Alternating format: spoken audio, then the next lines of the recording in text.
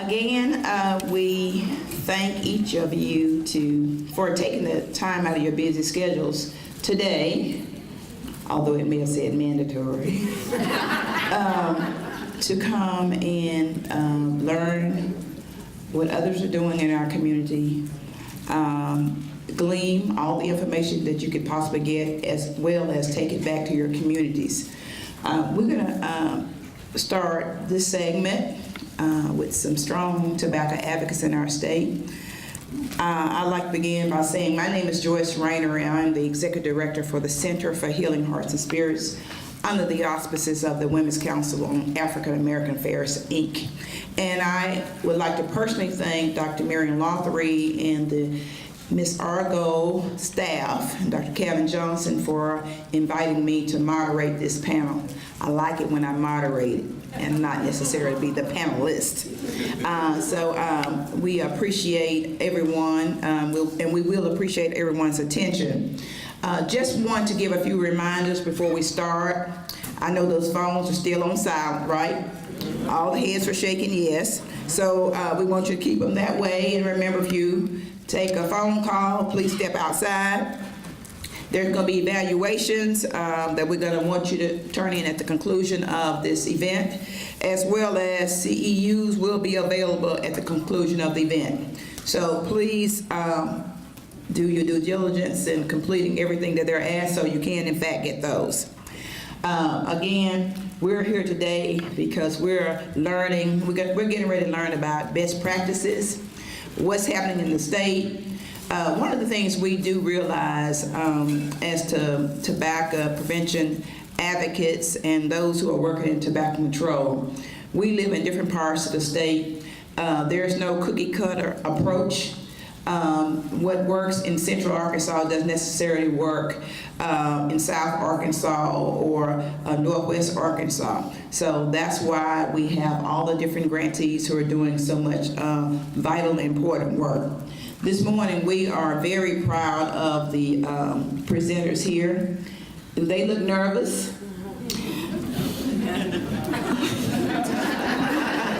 Well, they're gonna be okay. So first, I'm gonna introduce our presenters, and I've already told them, because I'm up here and a couple of them are there that talks a lot. We're gonna put ourselves on a time limit this morning. And I'm gonna start on this side. We're gonna start with Miss Alicia Williams. Not yet, Alicia. See, she's nervous. I'm gonna tell you a little bit about Alicia. She's a program director for the Legacy Initiatives. Alicia education background is through the University of Arkansas and the University of Arkansas School of Law in Fayetteville. She serves Sevier, Little River, and Miller County, and she's going to tell you more about that. But like so many other advocates and individuals who work in the field, sometimes life throws us a curve, or should I say, we have to end up making lemonade out of those lemons. When her life and people she knew had cancer, and as a result of the cancer, she got into the field. Now, I love it because she also brings the legal aspect to what she does. So that is a strong asset. Our next presenter is Mr. Joe Brown, or should I say a good rep? Yeah. Joe Brown. Now, he's not the other Joe Brown, so he's going to tell you that in a few minutes. He is a philanderian. He graduated from Philander Smith College, and he has his master's in management. Because he is a preacher now. You say, can I get an amen? He's a member, a lifetime member of Holy Temple Church, and he works for Bridge to Success. And he is married to the lovely Rosalind Brown for 14 years. And our last but not least panelist this morning is Miss Cynthia Johnson. She's an implant here, or a transplant, or whatever you call the plant, from Nebraska. She's a mother of 2 children, Joshua and Mycethia. If that's wrong, she's gonna correct me in a minute. But she also brings an entrepreneur spirit to the panel. And that's a good thing. We got the law, we got faith-based, and now we got the business piece to it. So that's a great thing. And she worked for Calhoun Heights in Magnolia, Arkansas. And she's gonna, she love to fish, ride four-wheelers, and spend time with the family. What I'm gonna ask each one of our panelists to do this morning, and they're a little nervous because they don't know what I'm gonna ask.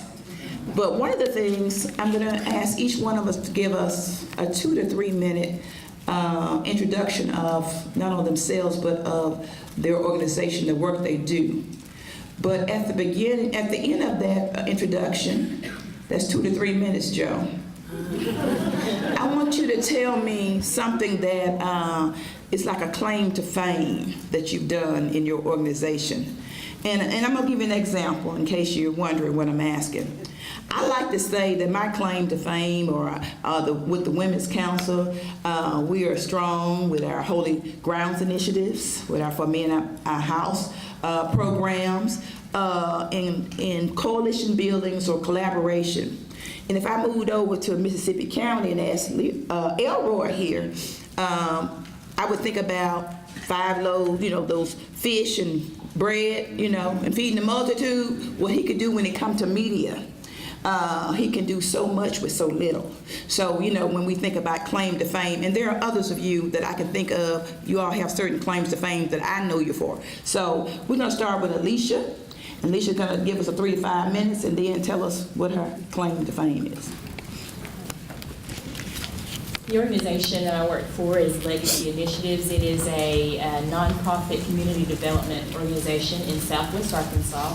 We are housed in DeQueen, Arkansas, but we cover counties Sevier, Little River, Miller. At times we've covered Howard and Hempstead, and just anywhere really in that southwest corner of the state. Most of our areas are very rural, and that takes on a kind of a unique prevention method, because a lot of the things that work in like central Arkansas do not work for us, and a lot of things that work for me in Sevier County will not work for me in Miller County. So we have a very diverse population. As far as my office being in DeQueen, our minority population there consists mainly of Hispanics, whereas in Miller County, our minority population is African American, and the approach that we must use in those counties varies quite drastically. And I think that we will touch on that some more later in the panel questions. But our work is, we typically do anything that has to do with community development. So we don't only do tobacco, but tobacco is pretty much what we are known for. And anything that I do, I can typically tie tobacco into, and we usually do. So we work on policy. We work with youth. That's something that's been new to us, working with youth. We work with businesses, just pretty much any way that we can. One of our biggest partners would probably be healthcare providers. We have one doctor in our town that is a very big advocate for us, and that speaks with each of his patients about tobacco, and that has really brought in a lot of quit line fax referrals for us and gotten a lot of people started on that. And we're trying now to follow up with all those people just to see how well that's been going. And that's probably one of our biggest, claims to fame is our work there. We each year have a large health fair, and we've garnered some partnerships to where we are able to have a gym there, a doctor's office, various nurses throughout the county that come volunteer, and people come in. We had this past year, we had people that showed up that had said they had never had blood drawn before. They had never come in for any type of health physical. They just thought if you're sick, you go to the doctor. If you're not, you don't. Discovered prostate cancer, all those types of things, and we've just kind of become known for having that health fair and being the place where you can go get your free screenings and also get the tobacco education and tobacco cessation.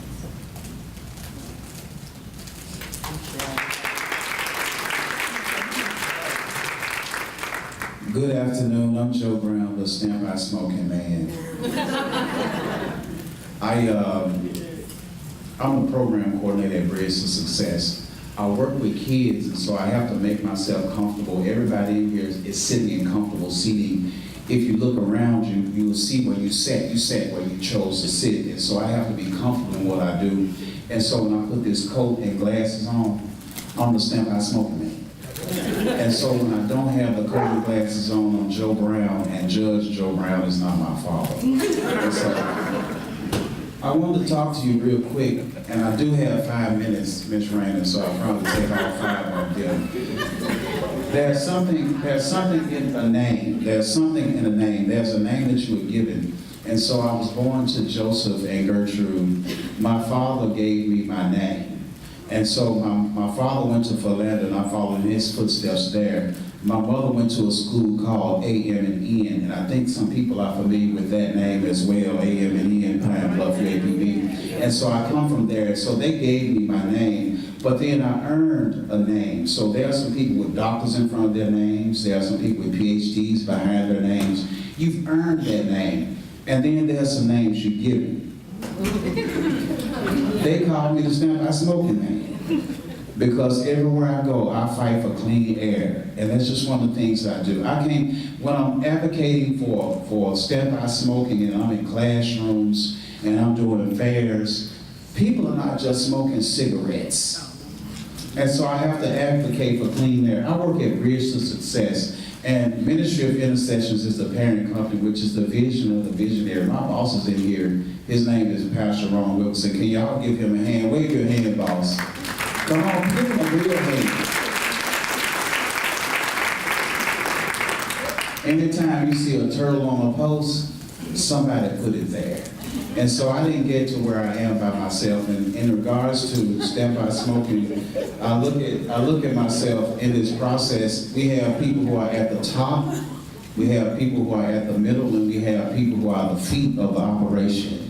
And so I look at myself as being the feet if I'm a part of the body, because I can navigate and get around to where I need to go. Bridge to Success is a youth center. It is a part of the City of Little Rock program, and it's very beefy. It has a nice staff, and we facilitate about 75 kids out of that youth center. That's my audience. That's a built-in audience right there. My coalition of 25 kids comes out of there. So I always have my people with me, but my people have expanded so to where I have been able to lean on a lot of people in this room. So I didn't get to where I am by myself. Catherine Donald has been friendly to me. Future Builders has been friendly to me. Reverend Wayne has been friendly to me. So we have so many people. Laura Taylor is partnering with me. So we have so many partners. Joyce is partnering with me. So we have so many partners on World No Tobacco Day coming up. And it's all about kids. That's what I work with. I work with disadvantaged young people. My time is winding down. And when I leave here, I present to 60 to 75 kids this evening, because that's what we advocate and do. One of the things I want to conclude this brief segment, it was brief, this brief segment with is that World No Tobacco Day is something that we do at Bridge to Success annually. Last year, we collaborated with a lot of different groups and organizations, and we brought 166 kids together in the daytime. And so that's one of those things. We're trying to serve 300 kids this year, and we're doing it with the partnerships that we have right here in this room. And everybody who's a part of Stand By Smoking in this article, you should clap your hands for your own self.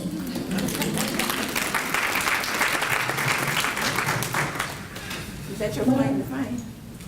Was that your claim to fame? Yeah, yes, ma'am. Let's just let that be my claim to fame. Right. World No Tobacco Day. My name is Cynthia Johnson. I live in Magnolia, Arkansas, which is where Calhoun Heights Community Outreach is housed. We serve Columbia, Hempstead, and Nevada counties. Some of the programs that we do there at Calhoun Heights Community Outreach, we have an after-school program, we have a summer enrichment program, we have a community garden, and all of these programs are focused on being healthy, healthy eating, healthy living, healthy meat. And that's kind of what our tobacco prevention program is as well. We focus our areas on policy, which helps to eliminate exposure to secondhand smoke. And we also focus on those policies with our churches, healthcare facilities, and businesses. And we also work within the schools with the kids, educating them on the importance of tobacco prevention. Now, my intro is real short. One of my claim to fame is here today, actually. I was able to assist with this claim to fame, and that was with the Truth Initiative. And Tabitha Cole, we have a 30-second commercial that is currently and still being aired on VH1, MTV, BET, and some more channels.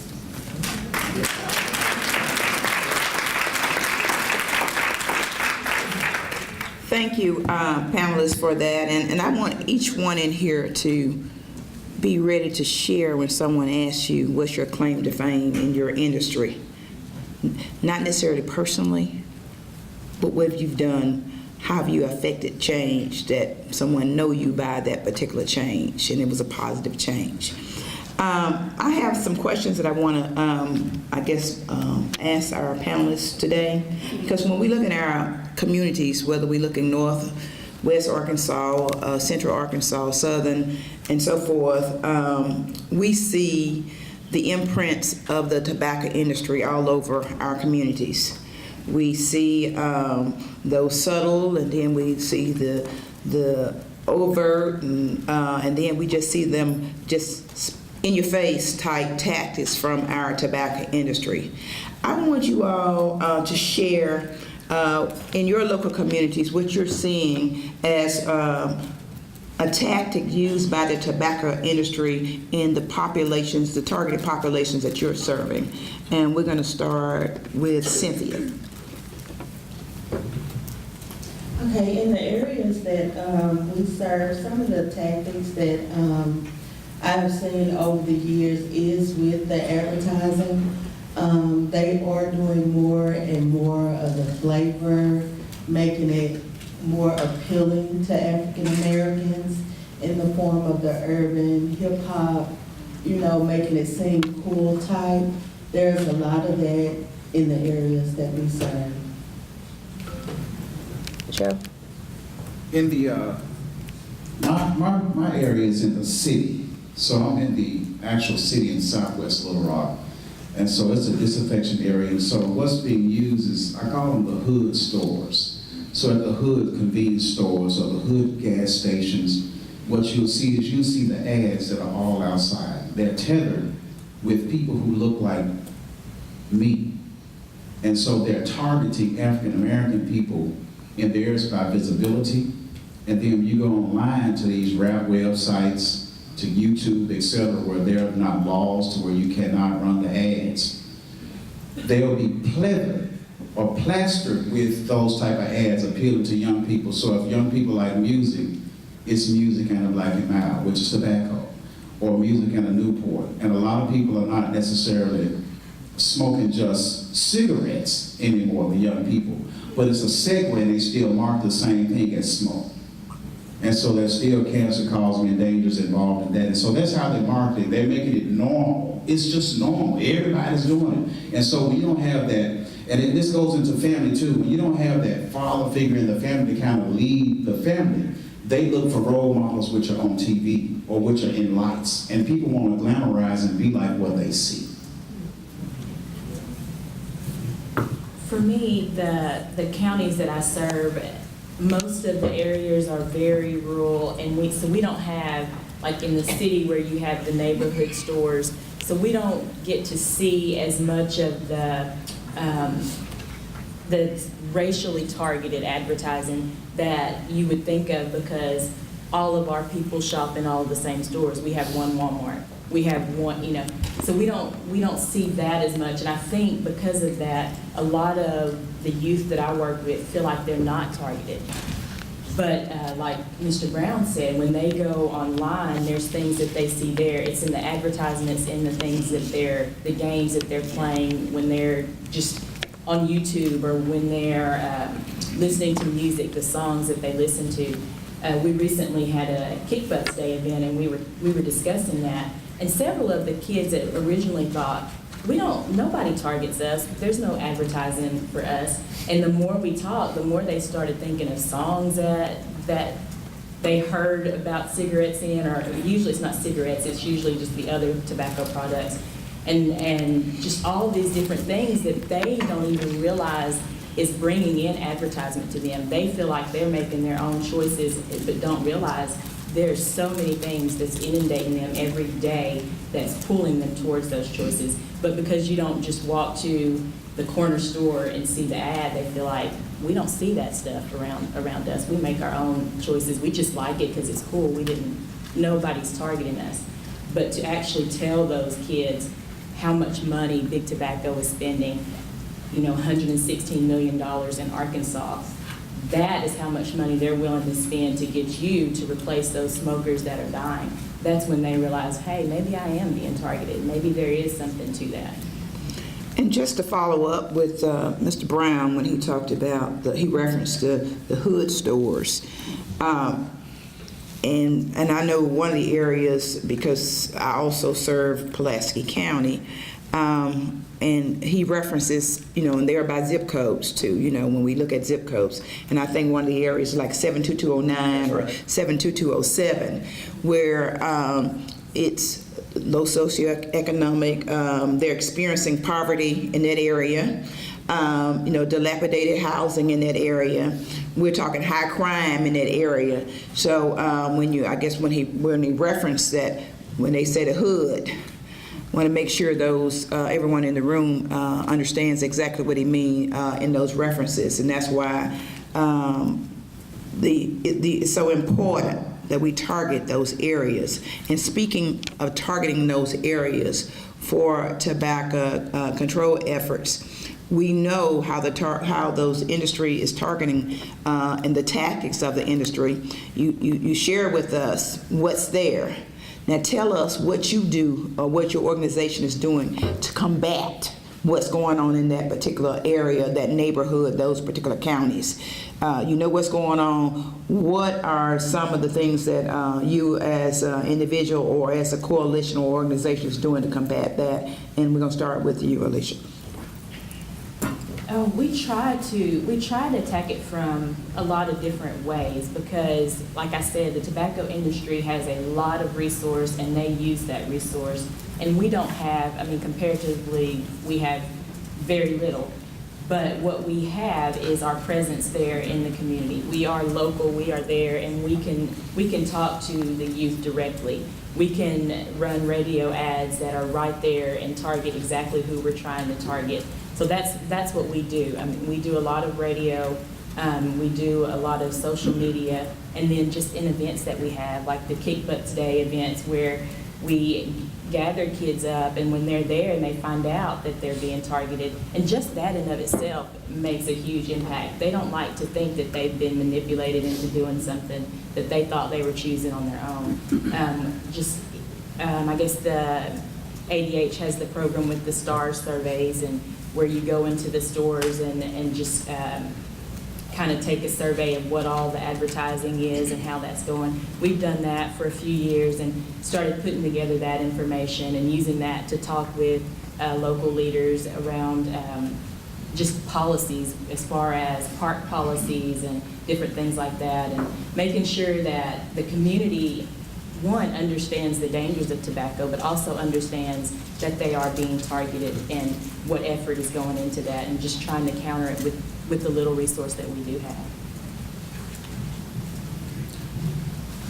At the Ministry Intersections Race Success, I established a plan. And so I executed that plan. And I had to file that plan, and I'm accountable to that work plan.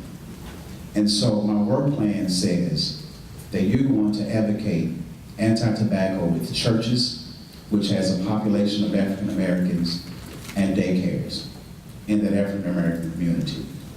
And so subtlety is one thing. Coming in, hitting somebody over the head with a sledgehammer is another. Now, some people who've been to an African American church will probably see when you walk out that deacon or whoever it is smoking right on the front stoop of the church. And if anybody's anything like me, I'm wearing that outfit again before I take it to the cleaners. But now you have just smoked up my clothes. So what I do when I present to pastors and to board of directors at churches is that I come in the door with holy ground signs that I imitated off of Bishop Dwayne. I got that from them. See, we're all family. We all live on the same street, just in different houses. So I got some holy ground signs. And so I go to that church with holy ground signs, and I establish a policy from that church, and those signs go in the grounds to where you don't lose a member by offending them. You don't have to explain what's understood. The signs say no smoking nowhere on these grounds. These are holy grounds, and it has the quit line number on them. When I go to daycare, subtlety. We look at subtlety, but it's understood. I do the same thing at daycares. It says kids zones. So I have kids zone signs plastered all across Southwest Florida. Go up Gulf Springs, go down Baseline, go up Scott Hamilton. You'll see those signs at daycares and churches because that's where I'm going. That's how I get my message out to the masses of people. But I do it one person at a time, one classroom at a time. One of the things I do in classrooms, I'm hurry up. One of the things I do in classrooms is because I'm a part of the Project Prevent Youth Coalition with Laura Taylor, she's in the room, a part of that youth coalition. What I do is in classrooms when I'm doing a presentation, showing them videos about electronic cigarettes and the dangers and how they explode, which scares them to death. At the end of my classroom setting, I give them 15 minutes to put together a movie, and I make a 30-second commercial for them, and I send it back to them. The content of the movie is what they just learned with that 45 minutes to an hour that they sit in their classroom with me. And the reason why I keep their attention is because I show them movies from commercials from the last time I was there, the previous year. And so we're just establishing so they know what they're up against because we're educating and we're taking the message out to them one person at a time, one school at a time. With the commercials, they had some corrective ad commercials that were out. They advertised them in a publication, in a newspaper in Little Rock, the Little Rock Sun, which has a subscribership of less than 500.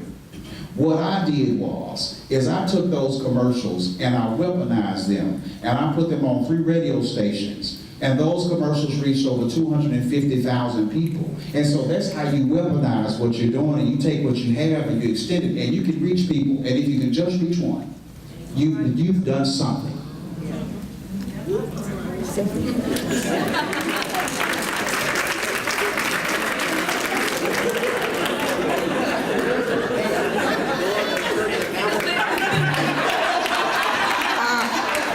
Does anyone have a plate or whatever we can pass? Look, I run a non-profit, so I'll definitely take a collection at this time. Because man is preaching. Now, can we get an amen from the sister? Okay, some of the tactics that we have used in the areas that we serve, as Alicia stated, we did the stars. But previously what we did was we used the youth to actually do the stars. So that way the store owners and the personnel there in these stores could actually see that the youth are the ones that we're needing this for. You know, not only for the youth, for adults too, but if you're an adult, you already know smoking is bad. So it's for our youth. So that there actually kind of help. We have one store located in Hempstead County. It used to be plastered with tobacco ads. Now there's not one single tobacco ad at that store, and it's within 100 yards of the high school. You know, all the kids would go there when they had the open campus. They would go there during lunch hours, after school hours, and now they have no tobacco advertising whatsoever. Some of the other things we did, there's another store there in Hempstead County. We gave a visualization to the owner as to what his store could look like without the tobacco advertisement. This store is called Terry Piles. I don't know if y'all heard of it or not. Okay, they have the best crack ones in town. Yeah. Okay, but they are plastered with tobacco advertisements, the windows, the grounds there. I hate to even walk on the grounds because you cannot take one footstep without stepping on a cigarette butt. So what we did was gave him a visualization of what his store could look like without the ads and what his grounds would look like without all those trash and tobacco products and people sitting around. And it was awesome. But the one thing that we ran into, because people do come there and sit and smoke, they eat those crackers. He was afraid that it would take away from his revenue. You know, and that's a lot of things that we run into when we're out there in the field. But like I say, that is one of the tactics, you know, that we use. We give them a visualization of what it could be versus what it is. You know, and they all for the good. They all for the good, but they don't want to lose that revenue. One of the things that we know that the tobacco industry has done over the courses of years, they've lied. You know about the dangers of tobacco, what it's doing to our communities. And to this end, you know, a lawsuit ensued and they lost. And so they had to issue corrective statements, more or less to say they lied. You know how the proof is in the pudding, you got it in writing. You know, some of us say, well, if the court didn't say it, it must not be true, but the court said it, right? So I want to know, yeah, I added a little something different, okay. Are you all doing anything as far as combating the lies that the tobacco industry has done, and if said, and if so, one or two or all can share just a little something that you're doing as some counter advertisement or, you know, anti the tobacco industry?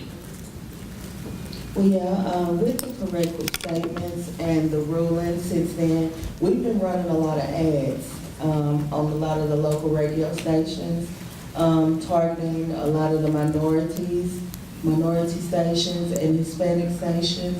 So that's one thing we've been doing, keeping the word out there, making them stay focused. Okay, anyone else?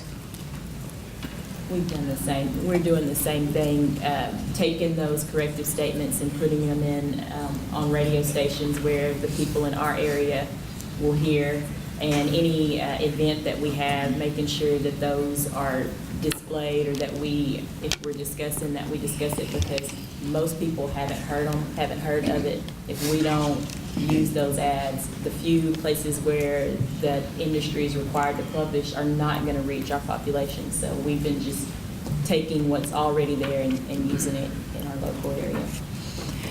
Okay, when it comes to your work in tobacco, you know, control, and your tobacco control efforts, and I know most of you, as well as everyone else in this room, you have some limitations.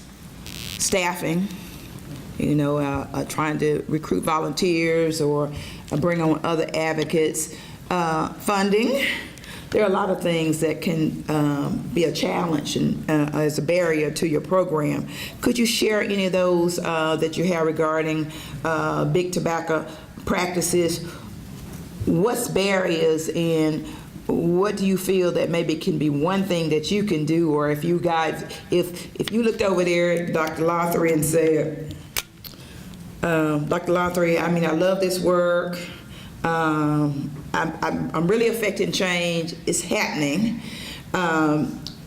It's just one thing that I think is durable, because it's a challenge for me right now. Share something. Yes, you, Alicia. And you can look at her and say it.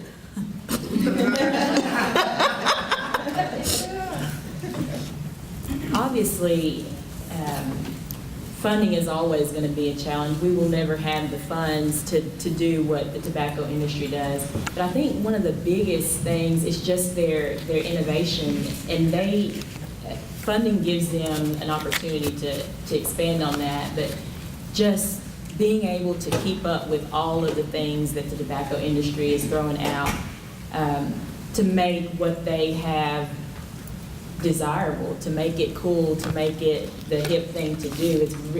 That's a difficult struggle, and I don't know, I don't know that Dr. Lothry can give me anything to fix that. But that's really where we have our biggest struggle, because, you know, we talked about cigarettes, and you get all the youth, and they all know cigarettes are bad, cause cancer. But then there's e-cigarettes. You get on the e-cigarettes, they all get an understanding of that. And then there's another form. There's the Juul, there's the inhaler. There's always something, and it's just us having to keep on with the same thing with their new products. And just new is what makes it appealing. So just trying to keep up with what's new and stay ahead of it, because you can go in and talk to kids with what you think is new, and they're telling you about how they just bought it or just sold one to somebody, to another kid. So being able to stay on top of that. I think that's durable. That's, you know, she want to keep update on the changing as the trends. You know, we went from with our young people, from cigarettes to, you know, we talked about the vaping, the e-cigarettes, now they're talking about the Juul. As things change, as we get information, and that's what they do.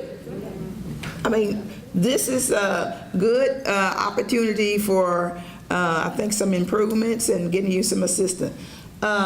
Keep in mind, I said funding is a sore topic for all of us. So we're not asking them for money. They're limited in what they do. But talk about what we can do. Reverend Joe? First of all, I'm so glad that I have your phone number. Here's the thing, and I've said this before, and I believe in this. We may not stay in the same house, but we live on the same block. And so if you can borrow some sugar from me, I should be able to borrow some nutmeg from you.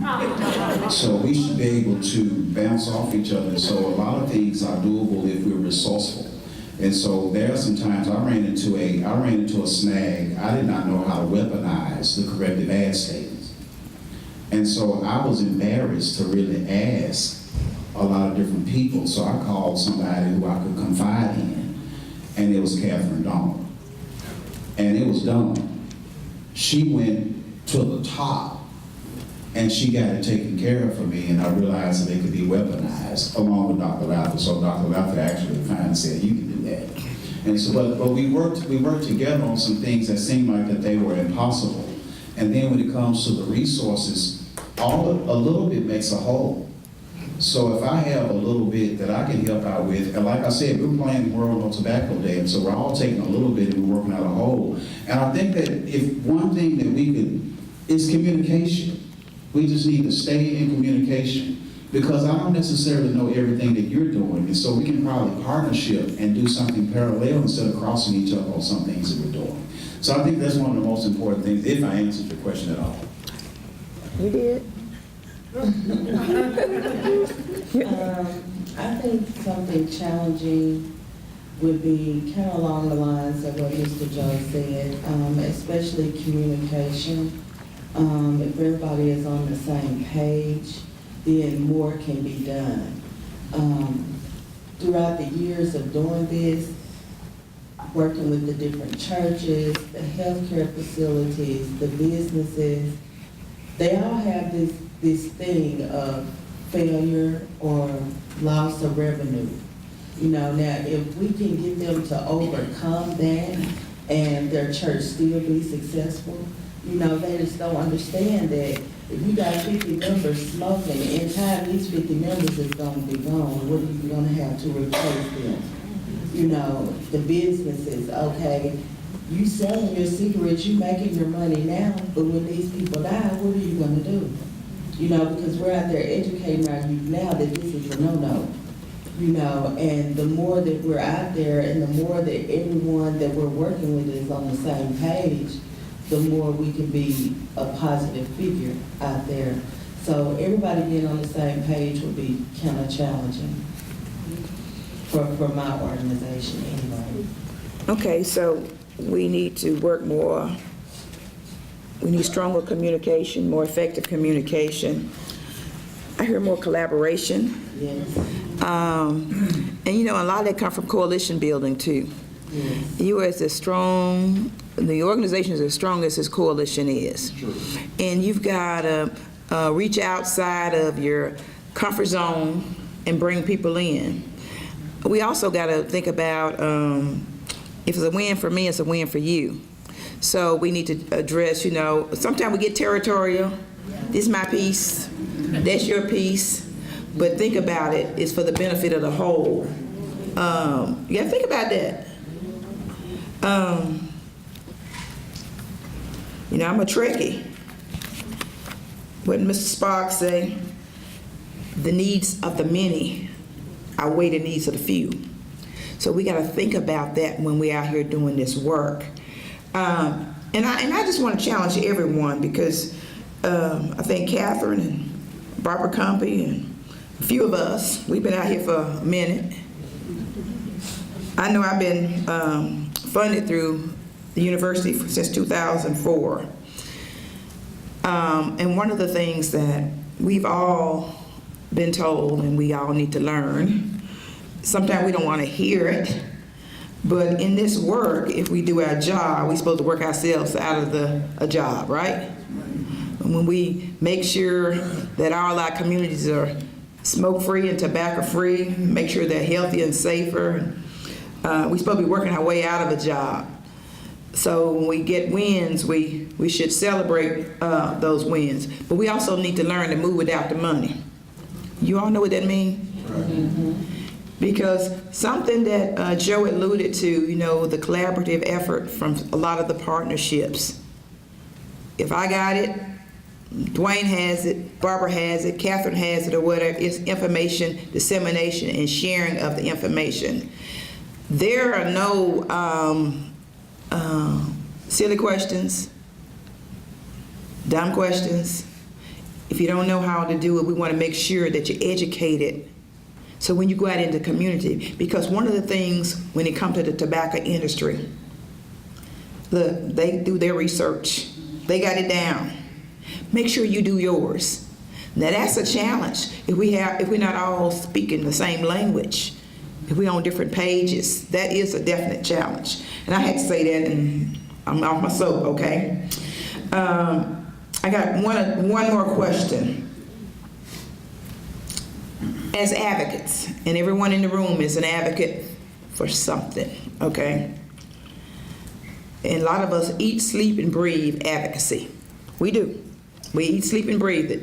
So, and quick little story, I believe in cross-training. If I got 10 staff people, everybody in the office should know tobacco prevention, know the ills and everything, so whenever anyone come up to you and ask you, you should be able to say something. One of my newest staff persons called me about a week ago. He was panicked. He is Nigerian and he has an accent. Sometimes it's hard for me to understand him. But he called me and he was in panic and he said, Miss Rayner, it's like this car is on fire. There's so much smoke in it, and there are small children. There are parents, and they just smoking. Should I go up to that car and tell them they breaking the law? Now, I like that. I really do. Because you're supposed to, look, you supposed to think about, look, you go to sleep and dream that you somewhere and people smoke around children, you're supposed to talk to them about it, okay? But I cautioned him. Baby, it's a little dangerous out here. You might not do what I do because, I go up there and say, baby, you have to say it the right way. But you go up there and they're not understanding what you're saying. It's going to be smoking somewhere else. So, I want, everyone to keep this in mind and think about this all the time. What can you do to affect change and how you can be a stronger advocate? But each of you, to sort of share, and if we got a few minutes left after they share, I'm going to see if you care to share. The audience. I want to know, what do you want other local advocates to know and why? Alicia.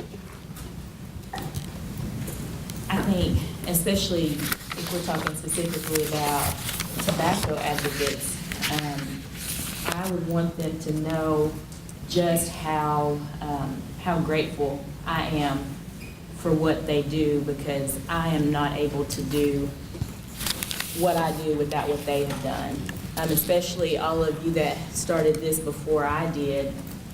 So many things that, as far as like getting tobacco-free park policies and things like that, that I would not have known where to start. I would have assumed was impossible, but because there were other advocates that had done it and were willing to share with me what they had done to get it done, we were able to do those things in our area.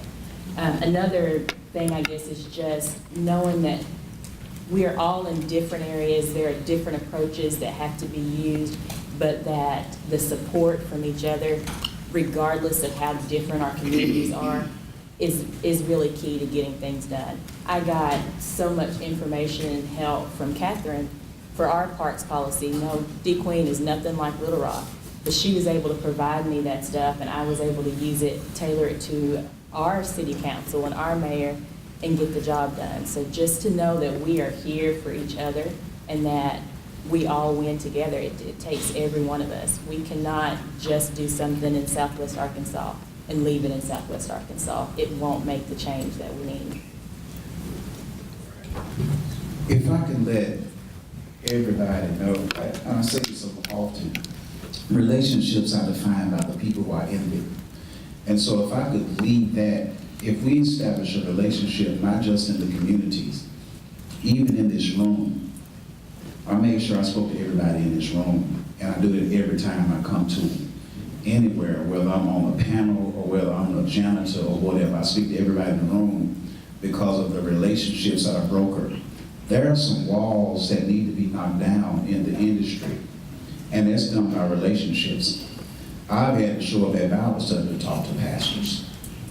I've had to go to the family. I've had to go to the open house day at daycares at times to talk to daycare owners. And so we have to establish relationships, and we have to nurture those relationships. We have to be a part of each other's coalition, because something that I don't know, you do.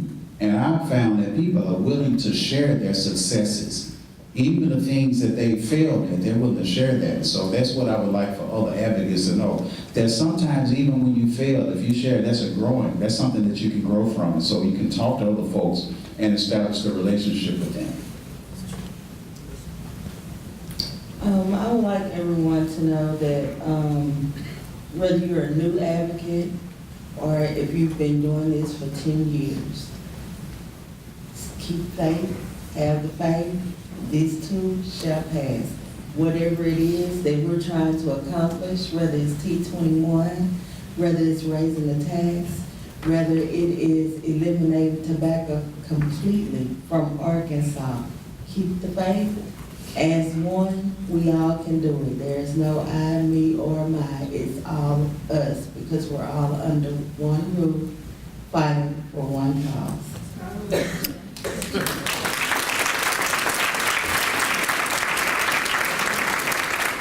And if I could leave this one tidbit too, I want, as she say, we're all in this together, but I want everyone to remember we need to meet people where they are. Sometimes we forget it. You know, we're here, or we may even be down here. We've got to meet people where they are. Hola, amiga. Nah.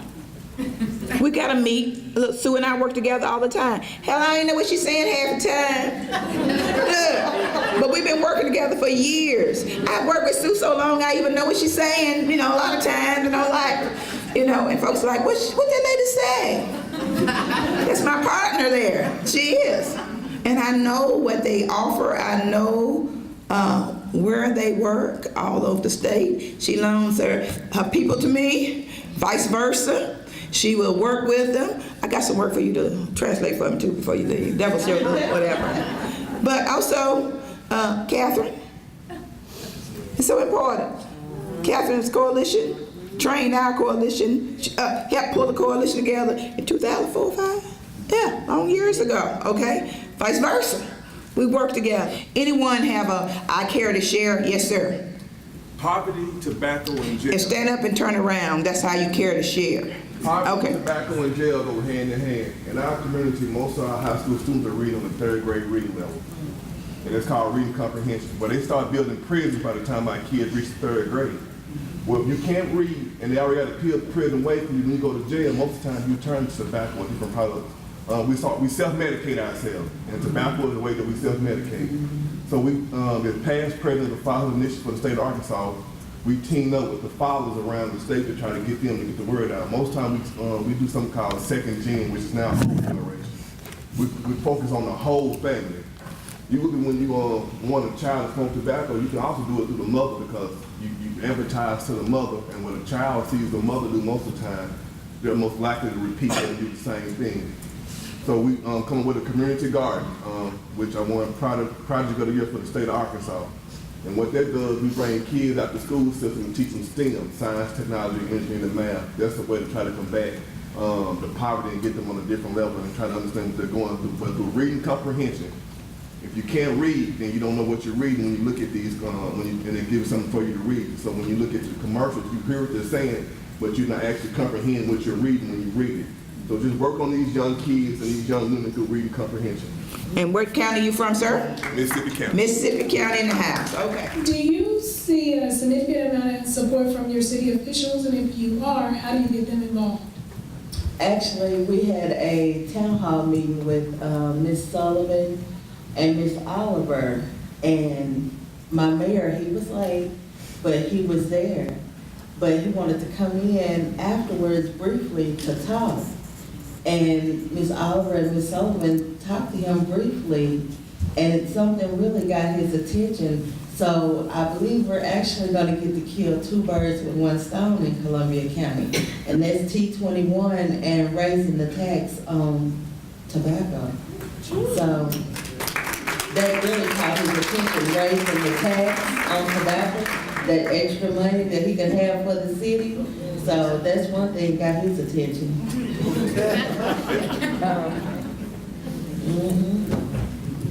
That's kind of the same thing with ours. When we have approached our city officials several times and there was a lack of interest, but when the idea of raising the tax came about, that brought some interest because there was some money in there.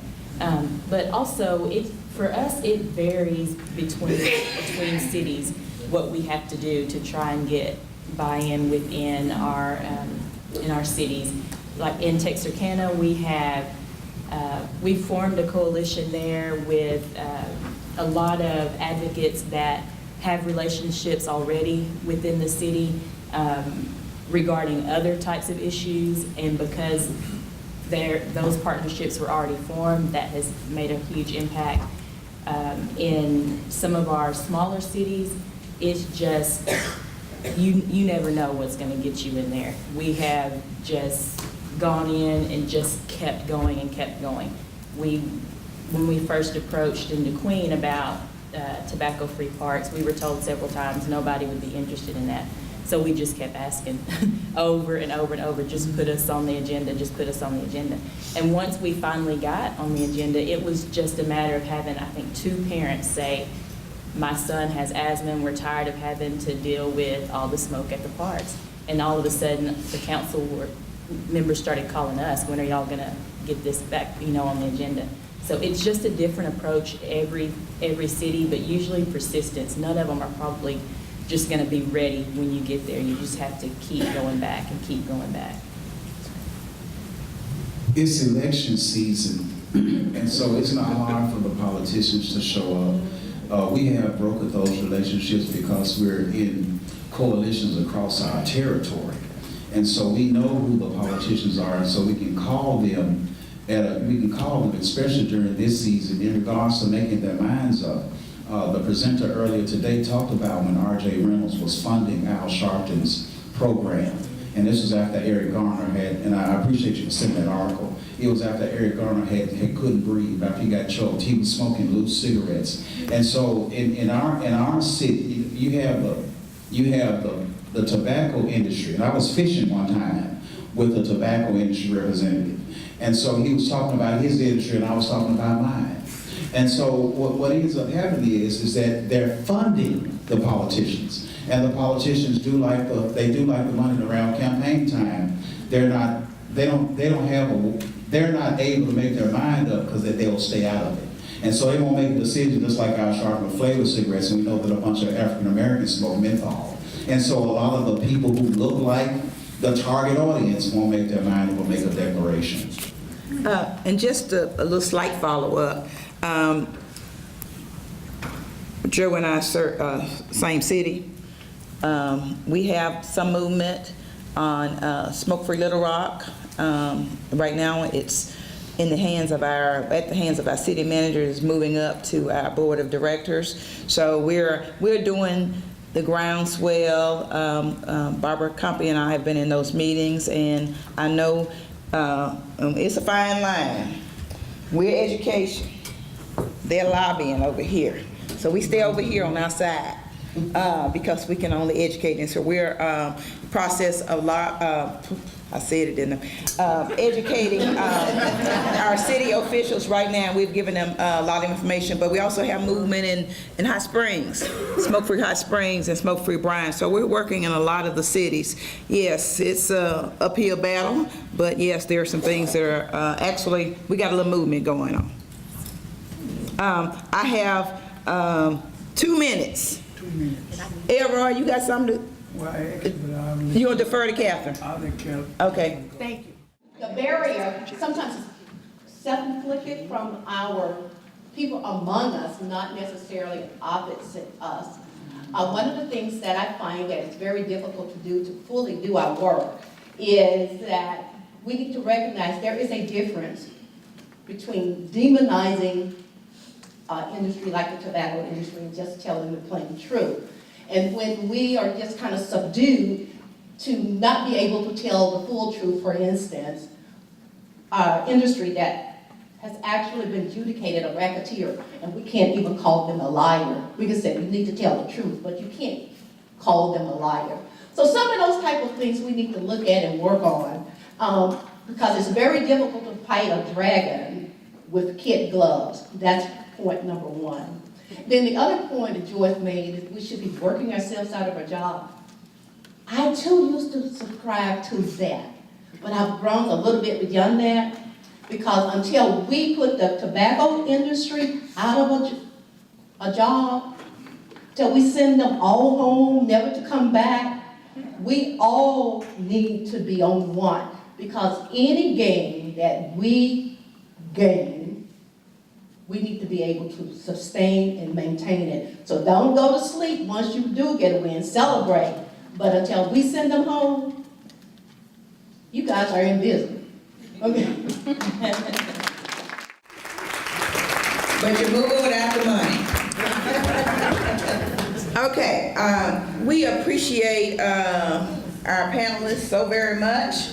With all the information dissemination that you've provided with us today, we're going to leave here and put a lot of these things in practice. You've shared a lot today, a lot of food for thought, and thank you, audience, too, for putting up with us. We have a little presentation today from the University of Arkansas at Pine Bluff for each one of our panelists, Minority Initiative Sub-Recipient Grant Office. It reads, Certificate of Appreciation is presented to Alicia Williams, Joe Brown, and Cynthia Johnson. And it reads, for participating in the panel discussion at the 15th Annual Clearing the Air in Communities of Color Conference, May 17th, 2018. And this comes from Dr. Kevin Johnson and Dr. Marion S. Lothry. Thank you very much.